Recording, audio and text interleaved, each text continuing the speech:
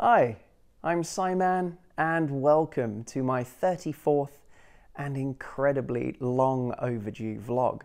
Yes, it's been, and I couldn't believe this until I checked, a year and 3 months since I last uploaded a video. To be honest, to me it doesn't seem that long, but for those of you that haven't seen my face in all that time, maybe it feels like longer. I don't know. But it's not the first time that I've actually made a video to put up on YouTube. This is the first one that's made it up there. But, oh dear, yeah, on more than one occasion, I've set the camera up with all good intentions to make a video, but either I haven't liked how the flow of the video has gone, so I've scrapped it, or technical problems have prevented me from making the video. My Lumix G7 is not the easiest camera to work with. I bought it because I wanted to shoot in 4K and then downscale it or down-res it to 1080p to export, just because it gives you a bit of a sharper picture and there's a bit more wiggle room with reframing, and if you need to cut in at any particular time, it looks better if you shoot in 4K to begin with. But the camera, well, at least its autofocus doesn't work at all well in 4K. I mean, it's not great autofocus. You might see in this short-ish video, you might see it pulsing in and out, trying to find the focus point. So, oh dear, yeah, times that I'd set the camera up and then I'd review the footage and most of it would be out of focus because it thought the background was more interesting than me. And the app that's designed to control the camera just doesn't work well. It crashes. Oh God. So hopefully at some point in the not too distant future, I'll upgrade to a bit more of a prosumer level camera that's better for making videos. But for the time being, I'm stuck with the Leica. I can't really afford to, the Lumix. Leica is the lens that I've got on it. Yeah, I wish I could afford a Leica camera. That would be nice. Yes, I would like to get a better camera at some point in the future, but money, it's not, I'm not strapped for cash, but there are other things I'd rather spend the money on. Like gaming equipment, which I'll get to a little bit later. But I think first I'd like to say, well, sorry that it's been so long since I uploaded a video. The last one I put up, I had all good intentions about the types of videos I wanted to go forward and make, and it's always the case that I've got these grandiose plans of uploading a couple of videos a week and keeping really regular with the YouTube schedule. I think once every month or 2 months is probably more realistic, so I don't think, you might, but I think it's more likely that the next video you'll see from me will be in the new year. If it isn't, if it's sooner than that, well that's great. So yeah, sorry about the release schedule of videos, but in that year and 3 months, there have actually been some people subscribed. I think maybe 3 or 4 people. So hello to you if you're genuine subscribers, or not, you know, not just people who subscribe because they think someone will resubscribe to their channel. You know, you get a lot of these. I'm sure more than half of the people subscribed to this channel don't really watch it. The viewing figures would definitely suggest that. So hello to roughly 50 people or so that do watch regularly my videos, and welcome if you are one of those 3 or 4 people who subscribed in the interim period. So, well, I've given you an explanation, well, one explanation for why I haven't made videos recently, but another reason is I've kind of been occupied with this.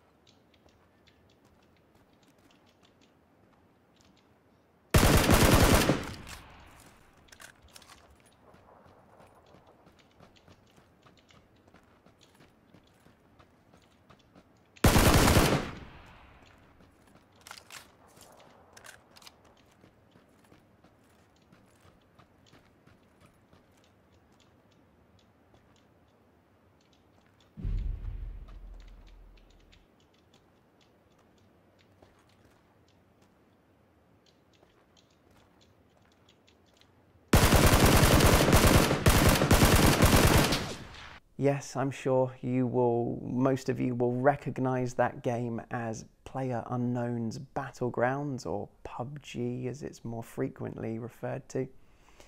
And since September last year, I think around about mid-September, when I bought the game, up until about a month or two ago, I played that game pretty solidly.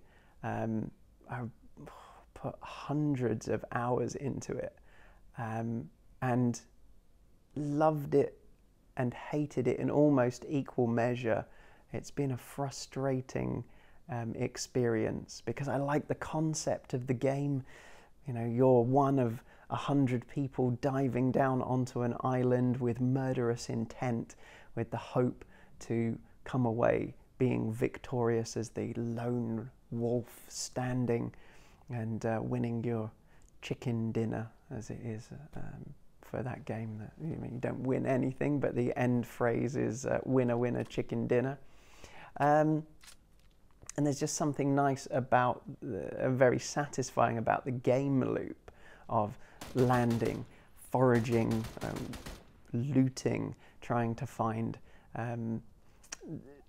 things that are going to help you defend yourself and make you a suitable threat on the island, and then hunting down people and always being cautious that an enemy could be hiding anywhere theoretically, because you have a mini map, but you don't see where those other enemies are on it like you do in some other first-person shooters.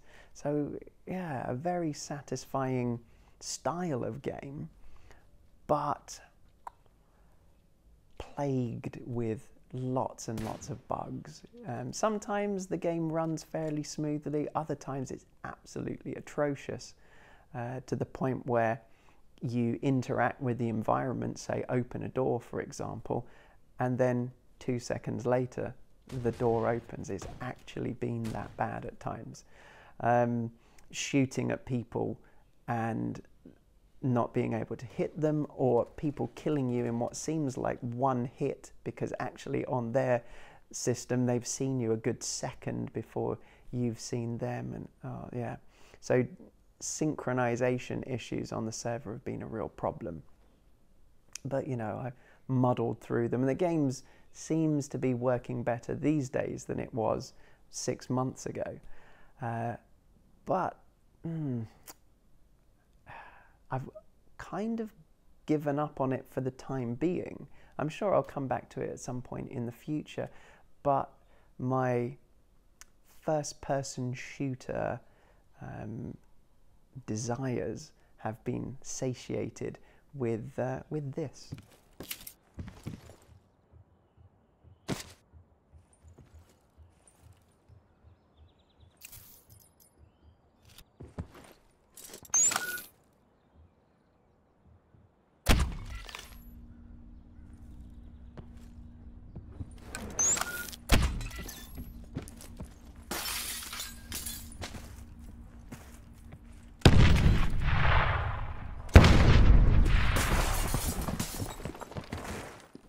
And yes, again, another very familiar game, that's Call of Duty Black Ops 4. And this one I bought primarily because of its Blackout mode, which is another battle royale game in the similar vein to PlayerUnknown's Battlegrounds. But as it's turned out, I've played far more of the multiplayer modes than I have of the Blackout game. Something about it. Maybe it's because I've played so much PUBG that because it feels very different, although it's the same style of game, I haven't really enjoyed it as much. It's very well made, it's well polished, the servers run much, much better than PUBG servers, but I don't know whether I like Call of Duty style gunplay on large scale maps. I don't find it very comfortable. I don't feel that I'm as successful. I'm definitely not as successful with the weapons on the Blackout map. I mean, I'm not a great PUBG player by any stretch of the imagination, but when playing solos, my kind of track record has been roughly 2 wins per 100 games. So once every 50 games, I normally win 1. I've played more than 100 games of Blackout so far, and I haven't won a single one. I've come twice, a couple of times, and been in the top 5 a few more times, but definitely it's, for me, much harder. I know some people have said, Blackout, I guess being good Call of Duty players, for them winning Blackout is much easier than it is for me, but it's still a fun game. However, going back to Call of Duty multiplayer after having not really played it since maybe Black Ops 1 was the last time I really played a lot of Call of Duty multiplayer. A bit of Modern Warfare 3, but then I kind of lost interest in it. Although I have bought Black Ops 2 and Black Ops 3, but didn't really play much of them. But it's been a lot of fun. The fast-paced, short rounds of multiplayer Black Ops. You know, obviously the standard deathmatch is good for a laugh. The free for all, you know, all against all solo deathmatch games are good fun as well. But I've really enjoyed playing the gun game, where every kill you get a different weapon until you get the knife, and you have to be the first person to knife someone to win the round. That's a lot of fun. Sometimes I actually win those rounds, but regularly on the servers I've been playing on, I've sort of been in the top half of, it's normally I think 8 people who play it. And also there's a team mode called Heist, which reminds me of a Counter-Strike, because at the beginning of each round you spend money to buy weapons, but if someone gets knocked down, then they can be revived by their teammates. Yeah, really good game. And so in Heist, there's a cash bag, and your team has to take it and then take it to the extraction point and extract the money.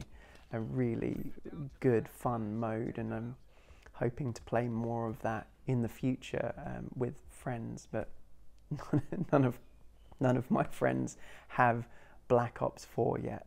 So the people I have played PUBG with, there's a couple of guys, good friends of mine, who I play with, or I haven't done for a while, but used to regularly play. Yeah, playing solos on Call of Duty is good fun, but it would be better with teammates to play with. So yeah, that's the sort of first-person normal PC gaming that I've been doing recently. But obviously I enjoy VR. You know that. I've mentioned in previous videos how much I'm a sort of evangelist for the technology, and any chance I get to let a friend try the technology, I'll get them into the games room and put the VR headset on them. And admittedly, I haven't played as much VR recently as I had done in the past. Maybe the novelty's wearing off a little bit, but the technology hasn't moved along at the rate that I would have liked it to have done. So, for example, I would have hoped by now to have had better controllers. I hate the Vive ones. They're the most, well, they're not the worst controllers you could imagine for VR, but they're really not suitable, especially for the types of games that I like to play that involve guns and shooting things. Holding a Vive controller doesn't feel like you're holding a gun. The Oculus Rift controllers are a much better design. So I was expecting a better Vive controller to have come out by now. Valve are working on something that they call the Knuckles controller, which allows you to completely let go of the controller and it stays in your hand. Much better design, but Valve work on Valve time and they haven't released them yet. So fingers crossed that's going to be soon, hopefully at the beginning of next year. The other thing that is out, but here in the UAE I have been unable to get, is the what do you call it? The wireless adapter, HTC's wireless adapter. I've heard good things about it, unless you've got a Ryzen-based system where there have been a lot of compatibility issues. But those running Intel CPU-based systems have reported mostly really good results. So much so that having it on the experience, the image that you get and the tracking that you get is indistinguishable, or 99% of the time indistinguishable from what you see when you play tethered with a cable. Because the cable for me, it's a total immersion breaker. The wands are bad enough, they break the immersion because you don't feel like you're holding a gun grip. But then being tethered, and especially if you're playing a game where you've got to move around a lot, oh dear. But talking of the tether, there has been a slight upgrade for me in that respect, because my HTC Vive died. Yay! So instead of buying another whole Vive system, I decided to buy the Vive Pro head-mounted display, which is ridiculously overpriced. Here it's quite a bit cheaper. It worked out about £650 rather than £800 that it costs just for the headset. I mean, this is crazy prices when you think about it, that you can buy an entire Vive setup with the base stations and the controllers for here 2,400 dirhams, but to get just the headset for the Pro version costs 3,300 dirhams. So there we're talking the equivalent of about £500 for the base one, compared to now about £700 for just the Pro headset. Crazy, but I was stupid enough to go for it because I thought, yeah, it's going to be a significant improvement because it's a much higher resolution. It's got a better, apparently, head strap. But to be honest, I prefer the Vive, the original Vive that I've got. I preferred that with the deluxe audio strap built into it. I find that actually more comfortable than the Pro version strap, although they're a similar sort of design. And when you've got the original Vive, if you compared its base resolution and you're rendering at that resolution compared to the Pro rendering at its native resolution, there's a big difference in the image. But you can super sample the image going into the original Vive. So you render at a higher resolution and then it's downscaled to the Vive's resolution, and that gives a much clearer, sharper image. It's a nice form of anti-aliasing and it works really well. So when you compare a super sampled image on the original Vive, so imagine you sample the image at the same resolution as the Vive Pro and compare the two of them, the difference is not that great. Admittedly, if you have a really powerful system, you could super sample the image going into the Vive Pro and therefore get a sharper image out of that. But currently I've got an i5 6600K, which I should have really gone for the i7, but I cheaped out there. Also, I went for a GTX 1070. Really, I should have gone for the 1080, but I didn't know at the time when I bought the VR system that super sampling was a possibility. I don't know why I didn't think of it as an option. So I should have gone for an i7 chip, because that helps to deliver a more constant frame rate, because hitting that 90 frames a second constantly is really important. And also a GTX 1080 would have allowed me to super sample the image a little bit more. But anyway, hindsight, eh? When I upgrade in the future, which I guess maybe will be next summer, because it will have been 3 years on this current system by next summer. It might be time for an upgrade. I don't know. So I do like the Vive Pro. It definitely is a better headset than the original, but if you're thinking of jumping into VR now, I would say don't get the Pro version. It's not worth the additional cost. Buy an original Vive and get the deluxe audio strap, which admittedly it's another £100, but it does make the thing much more comfortable to use and far more convenient, having the headphones built into it. They're quite good. They are a bit better on the Pro version,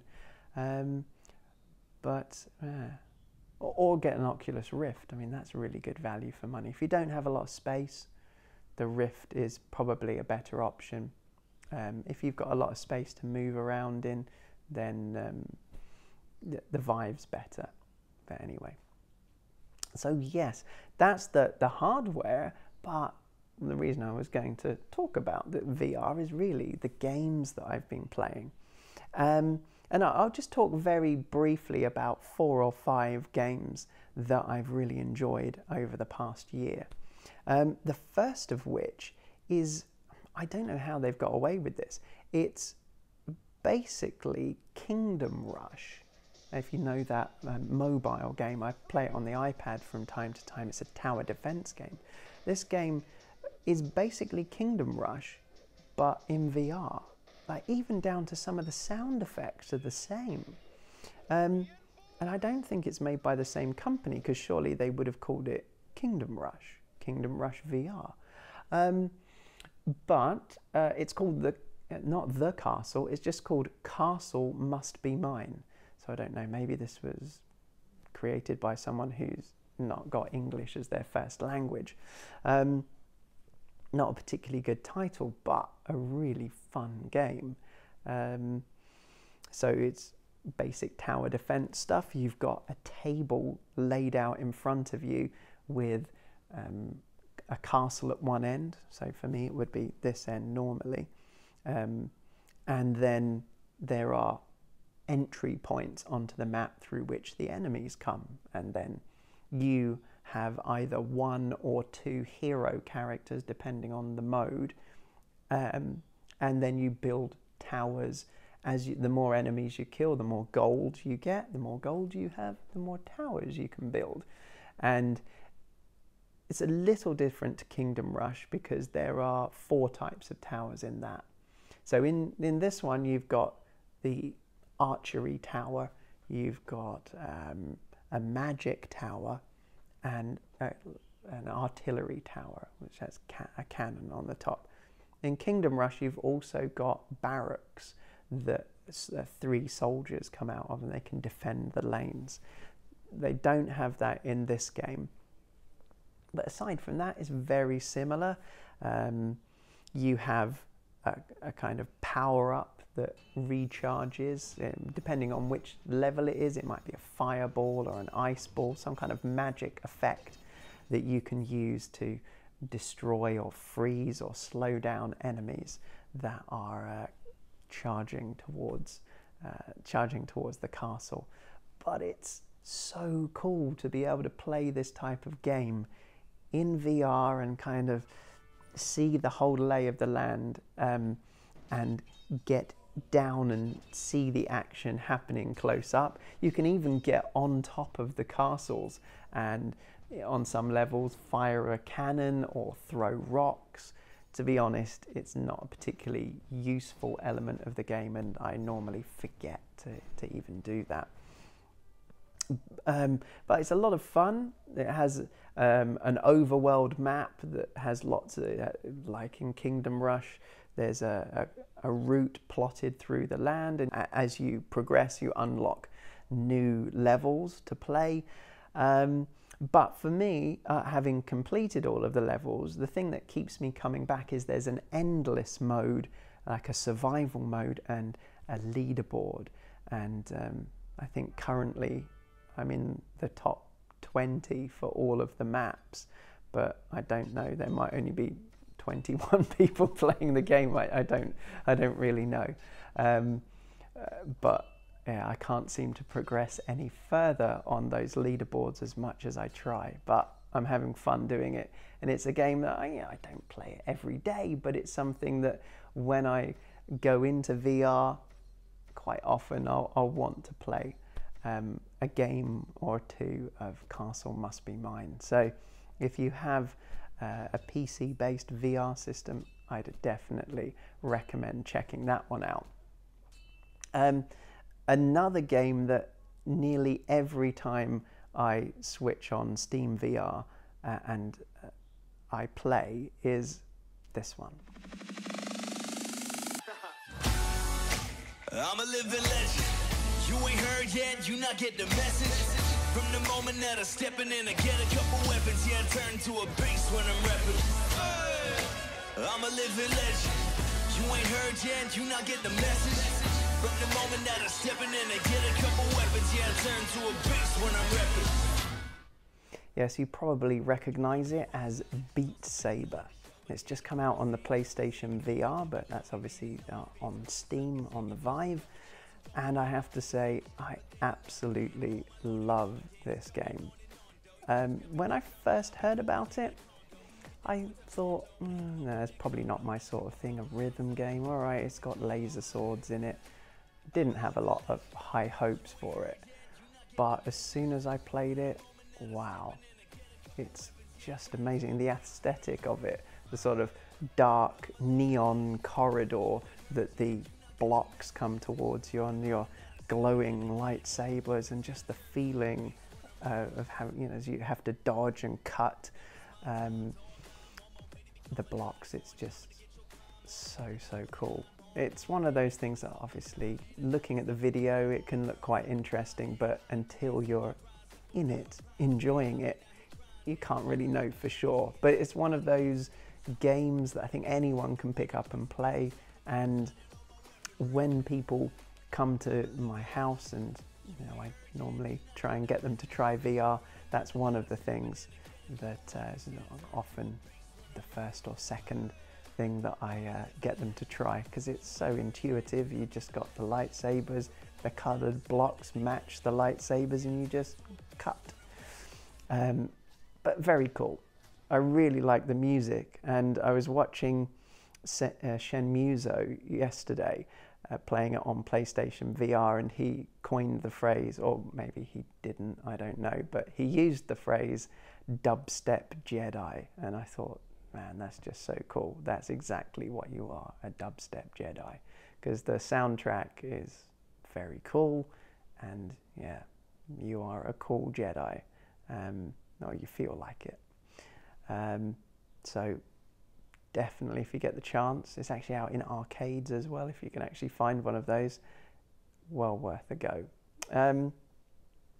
Another title that, again, I play pretty often is a bow shooter called In Death, and it's one of these roguelite style games where when you die, the next time you play, the map is different, so you've only got one life, and you die, you've got to go all the way back to the beginning and play through it. But it's very cool, gothic aesthetic. You're floating in the clouds, and as the level loads up, it builds this castle type structure in front of you, and you've got to work your way through it, killing the monsters and the other like evil monk archers and other things, knights, to progress to the end of the level where I've only got so far as the first boss. Maybe there are others, I don't know, I've got no idea, and can't beat him. But it's just one of those things that it's enjoyable. I'll play 1 or 2 run-throughs of the game, maybe spend 20 minutes, half an hour playing it, and then play something else. But it keeps me coming back. A lot of great replayability in that one. A couple of other games that I have tried that don't necessarily have that replay factor, but still got something interesting about them. One of those came out about September last year, called Duck Season, and it's more of an experience, a kind of a weird way of experiencing being a young kid again, rather than a game per se, because you embody a small child back in the 80s playing on his Nintendo, essentially. And it's got 2 types of levels to it. One where you're in the living room and you're interacting with the objects that are there, and you can actually pick up the controller and play some of the little basic games. And then it cuts to the Duck Season part of it, where you're actually in the television. You are the character with the shotgun shooting the ducks, and when you look behind you, you can actually see the kid controlling you. It's a very surreal experience, and gets more surreal as the levels progress, as the time of day changes. I won't spoil too much about it, but if you can pick it up cheaply for less than £5, I'd say definitely try it.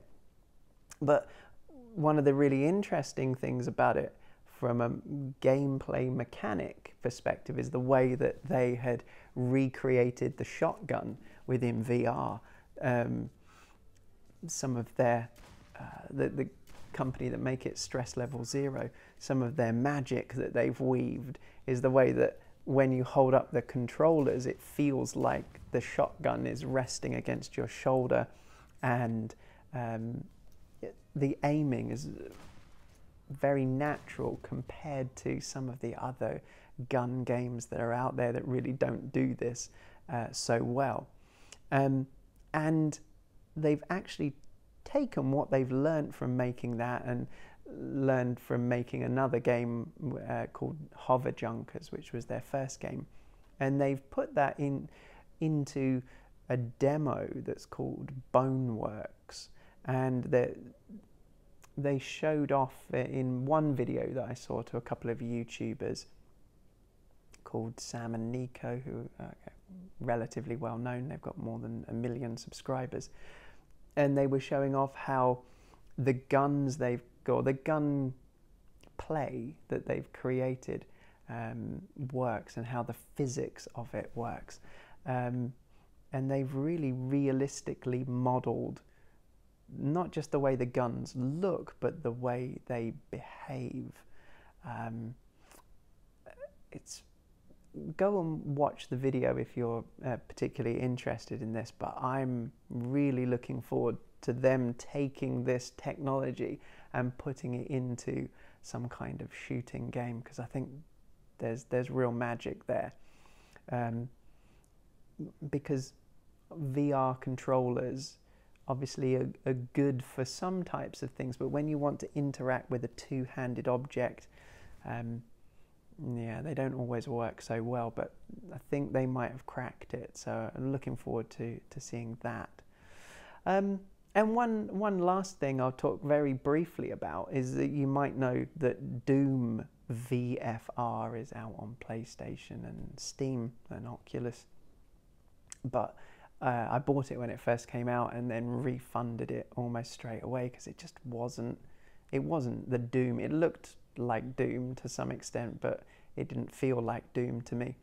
But there's another game, a much lower budget game called A-Tech Cybernetic, another bad name, but it's got the kind of feel to it of a bit more like Doom 3, kind of oppressive science fiction horror zombie game.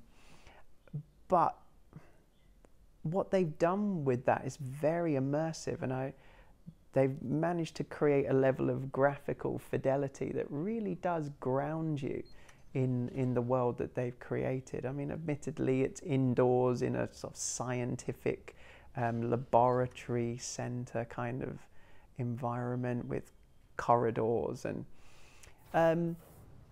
but there's something about it that I really liked, and it got me to thinking how good VR can be in the future. But these kind of immersive shooting games like Doom could be done really well within VR and really make you feel like you're in that experience. So it's made me optimistic about the future for these styles of games, and that one is definitely worth picking up because you can normally get it for less than £5. So yeah, A-Tech Cybernetic is worth checking out. So that's it for VR. A couple of other little things I'd like to talk about. First of those is Dubai ComicCon.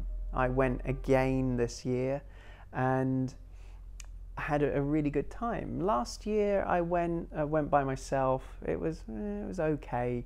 The layout felt very similar to what it was the first year. It didn't seem that much different. Felt a bit like I'd wasted my time going. But this year I went again with my neighbour Les and my niece Claire and her husband Daryl came to visit and went to Dubai Comic-Con with me, and yeah, we had a really good time walking around. We didn't go in cosplay, although they are into that. They're very much into steampunk, and they've got some very cool steampunk costumes. They didn't bring them with them for Comic-Con. So again, it was all right, similar to what it was the other 2 years that I'd been, but they'd changed the layout, and I think they'd improved it, or at least it felt like they'd improved it from my perspective. I got to see, what was it this year? Not Beyond, that was the other game by David Cage. Detroit, Beyond Human. Looked very impressive, the systems they had it running on. They even had the people on the booth dressed up as the androids, which was quite cool. And my interest was already piqued, so it didn't pique my interest. It continued my interest in playing that game, and I know it's got mixed reviews. Some people don't like it, some people hate it. Some people like me really enjoyed it, and I like that slow pace of the games that Quantic Dream produce, and I bought it on the PlayStation, obviously, because that's the only system it's on, and had a lot of fun playing through that narrative. I think I played through it 2 or 3 times to see the changes, and yeah, it's a style of game that I like. I appreciate that it's not. What is that noisy bus? It's not everyone's cup of tea, but I can imagine you can pick it up quite cheaply. It's been out for a few months now, so it's worth considering if you like narrative games rather than action games. Yeah, so that was at Comic-Con. What else? Well, I bought a couple of small items. I managed to pick up a really cool metallic paint.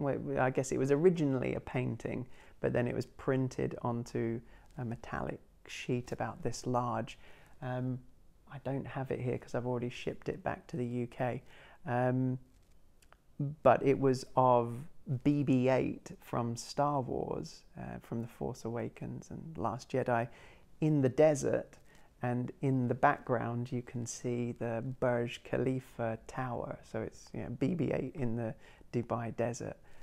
Very cool painting, And well, I actually bought it for my wife because I thought it might be a nice reminder that the first Star Wars movie she ever saw, oh no, I suppose it wasn't the first Star Wars movie she ever saw at the cinema, because I remember her telling me she went to see The Phantom Menace and fell asleep halfway through.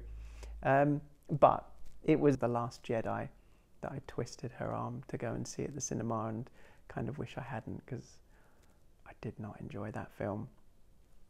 I know this is a bit of an aside from ComicCon, but I'll mention briefly about Star Wars, because I really got engrossed and wrapped up in the Star Wars fever again when The Force Awakens was released.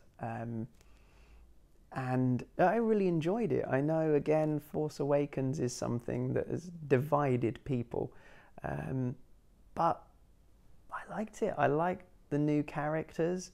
I was really looking forward to seeing The Last Jedi. I'd managed to avoid everything, the trailers, the pictures. I mean, I'd seen maybe 1 or 2 still images of Luke Skywalker and Rey, but that is all I'd seen until I got to the cinema and they had these 2 statues of, I think one was one of the stormtroopers and another was, they call the Praetorian Guards, the ones that are in the red samurai style armor. They had those in the lobby, and I even avoided the poster. I was like, I don't want to look at it. I don't want to know anything about the story. I was that excited to see it completely fresh. So I knew nothing about the Porgs, the little puffin type creatures that were in it, the Ewoks of that movie. I really had no idea what the story was about, apart from I obviously knew that Rey was meeting Luke and something was going to happen there. And to go from that level of a high, a Star Wars high, and then within 2.5 hours be taken right down to the point where I left the cinema thinking, I don't really care what happens next. I literally did not want to see Star Wars Episode 9 at that point. I was like, no, that's it. I've had enough of Star Wars. And I'm pretty much at that point now. I probably will see Episode 9. Whether I'll go to the cinema to see it, I'm not entirely sure. I didn't bother. I was never interested in seeing Solo, but I avoided that. I happened to catch it when I was on a flight.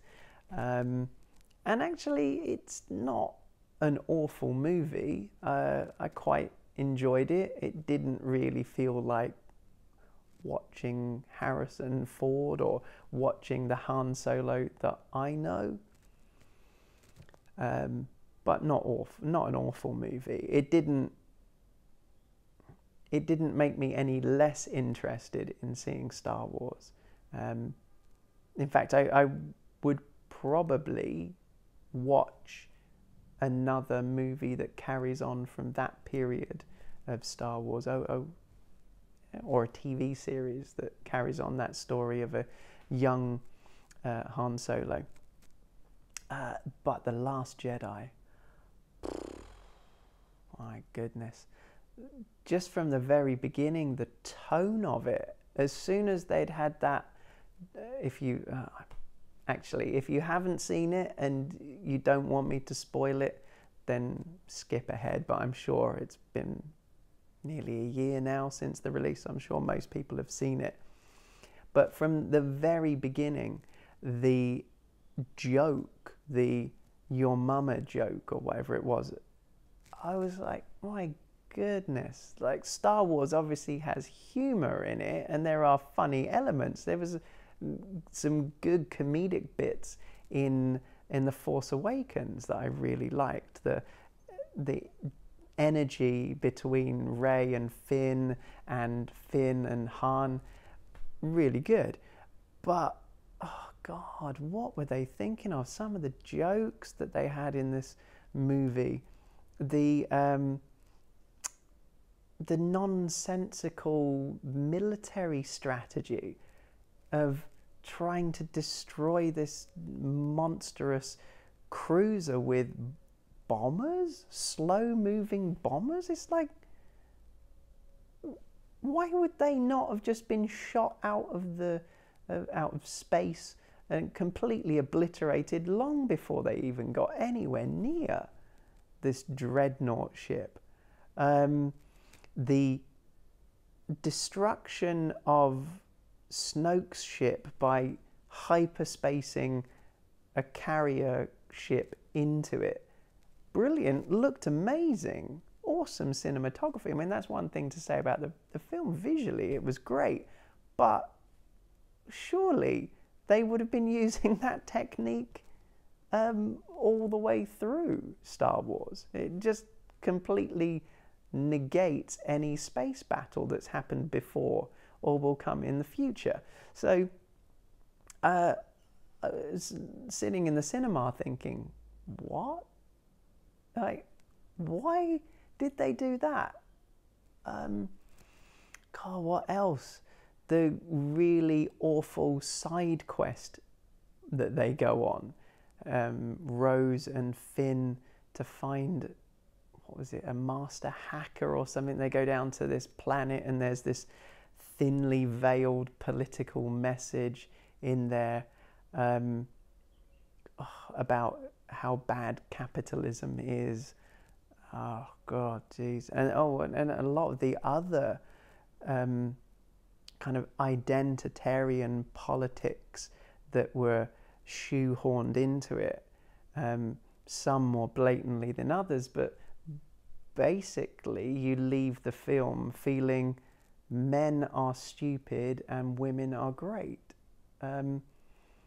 which is nonsensical to me. Some women are amazing, some men are amazing, some women are dumb as rocks, and so are some men. So to gender politicize Star Wars in such a obvious way, I didn't really like that either. So there was a lot about the movie that just ruined it for me. And they took Star Wars in a direction that I wouldn't have gone. I mean, surely, yes, they have the right to do that. Disney, Kathleen Kennedy, the producer, Rian Johnson, the writer-director, of course they have the right to subvert expectations and take Star Wars in a different direction, but maybe they should have done it with a different trilogy rather than having all of these questions set up, these plot lines in J.J. Abrams' vision of Star Wars in The Force Awakens, and then coming out with something that shattered all of that, and for me took it in a direction that I was not interested in. It was certainly a long way from the Star Wars, the 8th Star Wars movie I would have made if I were in the chair. Obviously no one's going to ask me to be the director or the writer. I don't have the talent for it, but I would have taken it in quite a different direction. Yeah, oh well. So I'm not as upset about it as some Star Wars fans are, who are boycotting Star Wars and are completely distraught by what the movie was. But yeah, I am disappointed, and I'll watch the Star Wars movies again and I'll enjoy them, but my passion has been killed.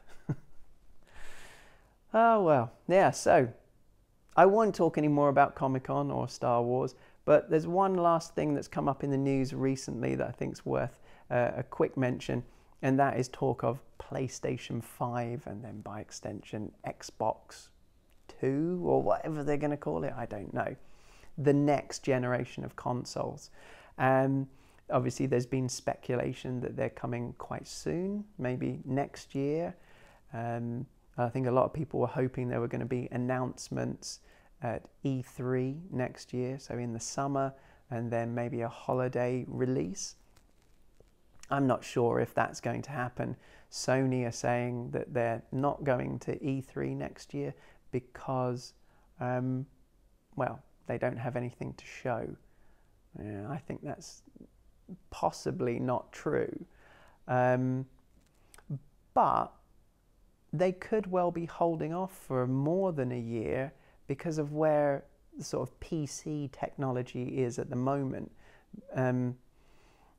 with AMD bringing out their next generation technology, and Nvidia's already showed that what they can do with ray tracing. Obviously at the moment it's very processor intensive, obviously a lot less than it was before, so it's something that can be done in real time now, at least for lighting and reflections.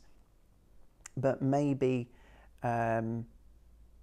to bring that level of technology into at a console price point might take another generation or two of technology.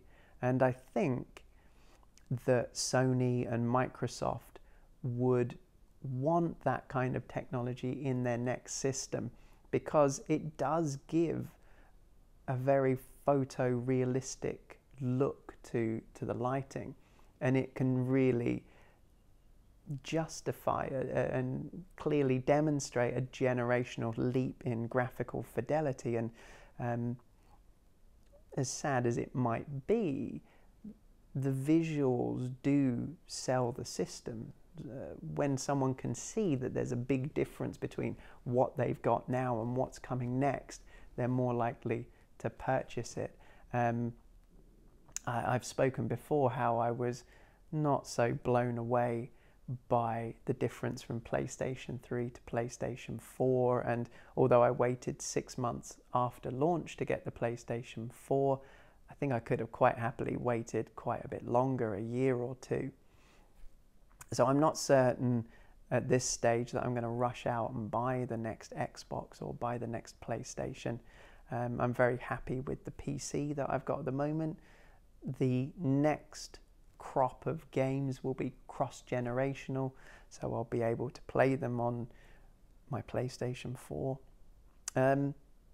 However, if the PlayStation 5 is fully backwards compatible with PlayStation 4, and even better if it's fully backwards compatible with the entire PlayStation library, which I really hope it will be, then that's something that would encourage me to go out and buy it for sure. If I've got one box to rule them all, where I can put all of my PlayStation games into the drive and just play them, that would be of definite interest to me. And I don't see why if they don't make it backwards compatible with the PlayStation 4, I think there will be a massive outcry, because it's going to be based on PC architecture again.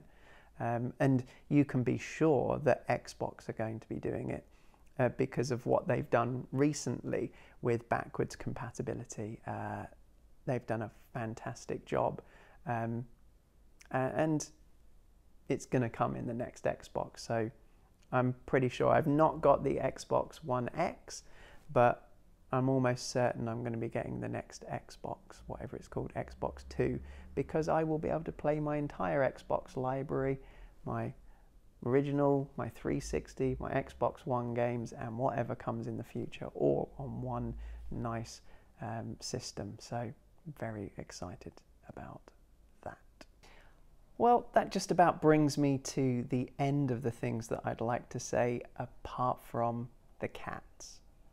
And for those of you that haven't seen my videos before, or those of you that haven't seen them for a while and can't remember, I've got two cats. One's called Berman, but he is a Berman, so I guess technically he doesn't have a name. He's about 8 years old. And I've got another cat called Bella, who I got here in the UAE. She's a grey British long hair.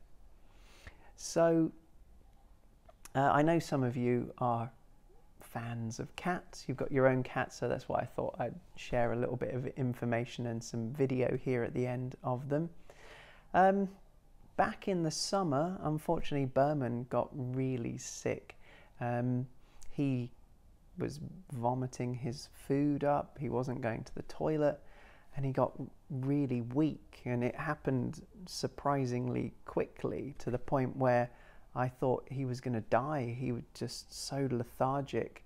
I remember that I was taking him to the vets in the morning, and I was worried that he wasn't going to make it through the night because he was so feeble. But got him to the vets, and luckily they put him on an IV and got some nutrients into him, and then gave him an x-ray to find out what was wrong. Turned out that he'd got a massive hairball, except it wasn't just in his stomach, it had got stuck between the stomach and the upper intestine, and had kind of formed a bulbous lump on either side of it. And so it couldn't go either way. They tried giving him some oil to lubricate him and to see if he could pass it, but no luck. So they had to operate, opened him up, removed the obstruction, sewed him back up again, and then he had to stay at the vets for a week or so to recuperate. But while he was there, he was grooming himself, obviously, as cats do, but they felt it was a bit excessive. So they didn't want him to have the same problem again. So what did they do? They shaved him. Now, some of you might remember last year my wife took Bella to go and get a haircut, and she came back with this ridiculous lion cut. Well, they kind of did the same thing to Berman, but more severe. They practically shaved him to the bone, apart from a bit of fur around his feet, a bit of fluff on the end of his tail, and of course around his head. So, oh dear, poor cat. So he came back home after about a week, and they said, bring him back in a week, we'll check his stitches. If everything's okay, we'll remove them, and and so on. But what they didn't tell me was about cleaning his stitches, making sure they were covered up with a clean patch. So what happened was he started licking himself. The stitches got infected. So when I took him back the next week, I mean, not severely infected, but they had to remove the stitches, put fresh stitches in again, which meant he had to have the stitches in for longer. But because he'd been licking them, they decided to put a collar on him, one of those plastic cones, which they should have done straight away. He should have come back to me with a plastic cone. So yeah, so then he had to have that on for another couple of weeks. The poor cat, he was, he didn't get used to it. The number of times he walked past something and caught that on it. Oh dear. Oh, it was sad, but funny. But anyway, he's back to normal now. Well, more or less, his fur has grown back a lot. It's almost back to its normal fluffiness. Maybe another month he'll be back to normal again. But physically, he's really well. He's jumping around all over the place as normal, chasing Bella as always, and waking me up at 5:30 or 6 o'clock every morning. So yay, thank you for that, cat. All right, so that brings me to the end of the video. I'd just like to say thank you very much for watching. As always, please leave comments about anything you've heard me mention in the video. I love to hear your thoughts and respond to those comments. If you liked what I've done, of course, please give it a thumbs up, and likewise, if you hated the video, please give it a thumbs down as well. If this is your first time watching one of my videos and YouTube has for some unknown reason served this video up to you, which is highly unlikely, but in the off chance that you have stumbled across it, you have got to the end of the video and you've actually enjoyed it, please consider subscribing, because it's nice to know that people want me to make more videos, and therefore I will. So Thank you very much for watching. From my living room to wherever you are, this is Psiman signing off. Bye-bye.